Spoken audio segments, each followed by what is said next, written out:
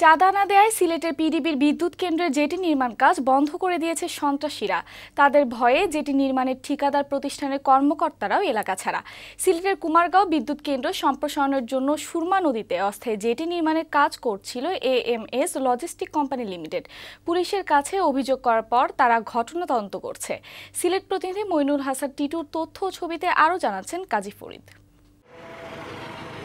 সিলেট সদরের কুমারগাঁও এলাকায় বাংলাদেশ বিদ্যুৎ উন্নয়ন বোর্ড পিডিবির ১৫০ মেগাওয়াট বিদ্যুৎ কেন্দ্রটি সম্প্রসারণ করে আরও ৭৫ মেগাওয়াট নতুন উৎপাদন কেন্দ্র নির্মাণ করছে চীনের সাংহাই ইলেকট্রনিক কোম্পানি। এই বিদ্যুৎ কেন্দ্রের জন্য চীন থেকে ভারী যন্ত্রপাতি আমদানি ও তা কেন্দ্র পর্যন্ত নিতে চলছে অস্থায়ী জেটি নির্মাণের কাজ।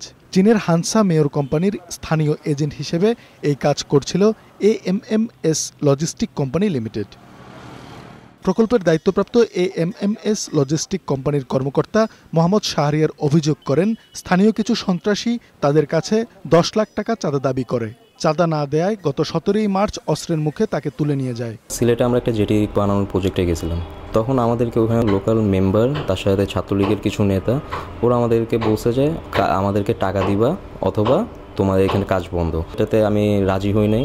এরপর তার পরের দিন আমাকে তুলে ওরা নিয়ে গেছিল। পরে কাজের ভাগ ও চাঁদা দেওয়ার প্রতিশ্রুতি আদায় করে তাকে ছেড়ে দেয় সন্ত্রাসীরা। তাদের ভয়ে কাজ বন্ধ করে তিনি এলাকা ছেড়ে চলে যান।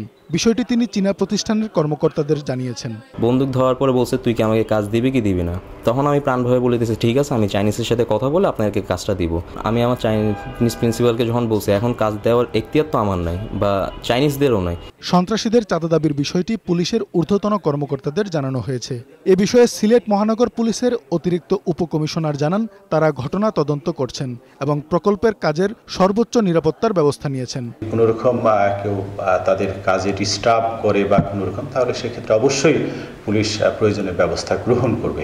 বিদ্যুৎ কেন্দ্র নির্মাণ সরকারের অগ্রাধিকার প্রকল্প। নির্বিঘ্নভাবে প্রকল্পের কাজ করতে সব ধরনের সহায়তা দেয়া হবে বলেও জানান তিনি। কাজী ফরিদ, বৈশাখী সংবাদ।